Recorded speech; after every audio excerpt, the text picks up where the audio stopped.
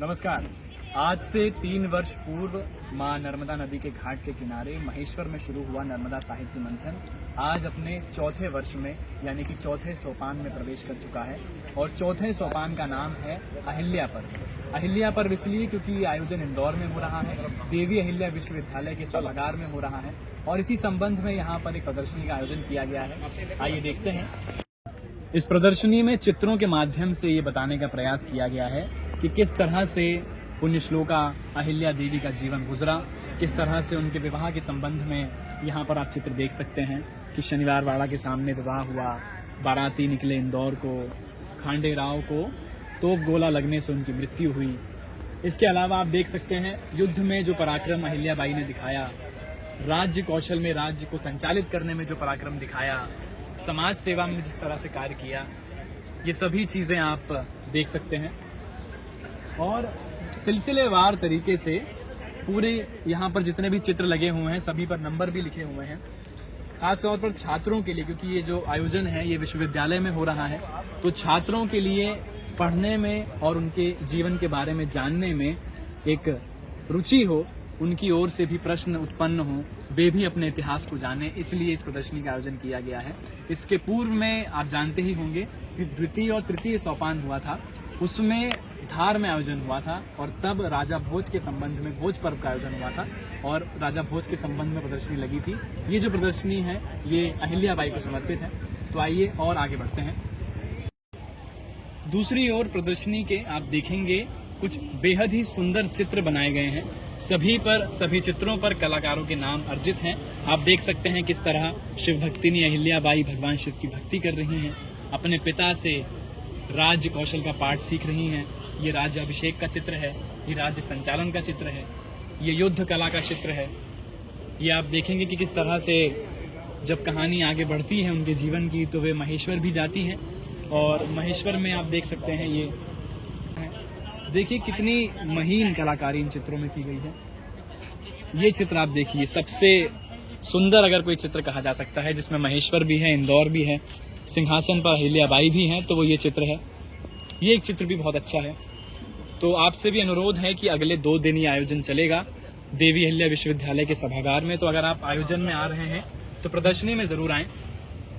अब आइए चलते हैं एक और पुस्तक प्रदर्शनी की ओर, जहां पर आपको बताते हैं कि किन पुस्तकों पर बात हो रही है, युवाओं को कौन सी पुस्तकें पढ़ना चाहिए और उन पुस्तकों का महत्व क्या है। आइए चलते हैं। तो अब हम आ गए हैं पुस्तक प्रदर्शनी की ओर। आप सामने देख सकते हैं विभिन्न विषयों पर ढेर सारी पुस्तक आपको मिलेंगी। ऐसी पुस्तकें हैं जो युवाओं को, साथ ही जितने भी लोग हैं जो अपने देश के बारे में, धर्म के बारे में जानकारी हासिल करना चाहते हैं, उन्हें पढ़ना चाहिए। तो यहाँ पर जो व्यवस्थापक हैं इस पुस्तक प्रदर्शनी के, हम उनसे बात करने का प्रयास करते हैं। अब हम आपसे सिर्फ ये जानना चाहते हैं कि कुछ 2 से 3 पुस्तकें आप हमें ऐसी बताइए जो युवाओं को पढ़ना चाहिए विशेष रूप से। अभी जैसा आपसे चर्चा हुई तो स्वामी विवेकानंद जी पर हमने ये पुस्तक निकाली है इतने सारे स्टॉल में जी। और हे हिंदू राष्ट्र उत्तिष्ठ जागृत, ये उनका एक नारा था, आपको ध्यान होगा, उठो जागो और आगे बढ़ो जी।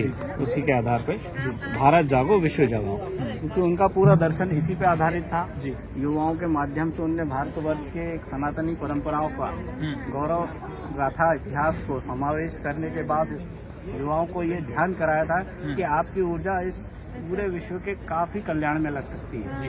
और उस समय तो गुलामी काल था, आज भी कुछ गुलामी के दंश हैं, तो उन्होंने हमेशा प्रेरित किया था कि कुछ ऐसा करो जो आप अपनी देवी शक्ति से, क्योंकि ईश्वर ने हमें दिया है जी, उससे हम समाज का बहुत अच्छा कल्याण और उपकार कर सके। तो क्या नाम है आपका? जी, मेरा नाम पंकज महाडिक है जी। पंकज महाडिक जी के हाथ में एक किताब दिख रही है, 1857 का स्वातंत्र्य समर। ये जो भी लोग आप कह लीजिए कि जो आज़ादी की पहली क्रांति थी 1857 की, इसके बारे में जानकारी हासिल करना चाहते हैं, उनके लिए कुछ शुरुआती पुस्तकों में से ये हो सकती है। क्या मैं सही कह रहा हूँ? जी, काफी हद तक, बिकॉज इस पुस्तक की जिसकी आप बात कर रहे हैं, प्रश्न कर रहे हैं जी, ये वह पुस्तक है जो लिखने से पहले ही इस पर प्रतिबंध लग गया था, जो छपी भी नहीं उसके पहले प्रतिबंध लग गया था। अब देश काल परिस्थितियां बदली है तो ये पुस्तकें इस प्रकार की पढ़ने को मिल रही हैं, हमारे साहित्य भंडार पे ये उपलब्ध हैं। तो ये विनायक दामोदर सावरकर जी की स्वयं हस्तलिखित पुस्तक थी और ये जब पुस्तक जो अपना स्वतंत्रता का संग्राम चला, उसमें उसको जागृत करने के लिए एक मील का पत्थर क्रांतिकारियों में ये पुस्तक बनी है। जैसा कि मैंने बताया कि पुस्तक लिखने से पहले प्रतिबंधित होने वाली ये एकमात्र पुस्तक है इतिहास की, और ये पुस्तक उस समय पे हाथ से लिख के और क्रांतिकारियों में प्रचारित प्रसारित की जाती थी। तो ये पुस्तक है स्वयं सावरकर जी की लिखी हुई, ये भी हमारे यहाँ पर उपलब्ध है।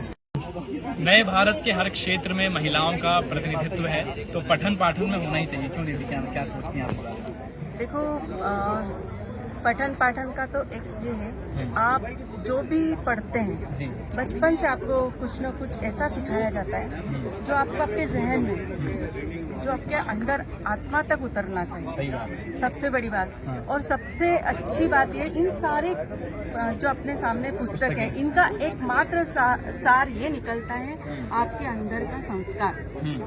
ये आपको बच्चों के अंदर डालना है। ये एक पुस्तक है मेरे पास, हिंदुत्व। ये अपना हिंदुत्व क्या सिखाता है? एक संयुक्त परिवार हो, सभी। आजकल आप ये देख रहे हैं, बच्चे कहीं और, माता पिता कहीं और, वृद्धाश्रम की बढ़ोतरी बहुत ज्यादा होती जा रही है। बच्चों में ऐसे संस्कार डालो कि हम सब साथ रहें, एक दूसरे का साथ दें। ये सभी प्रतिभागियों से आग्रह है कि सत्र प्रारंभ हो चुका है सभागार में।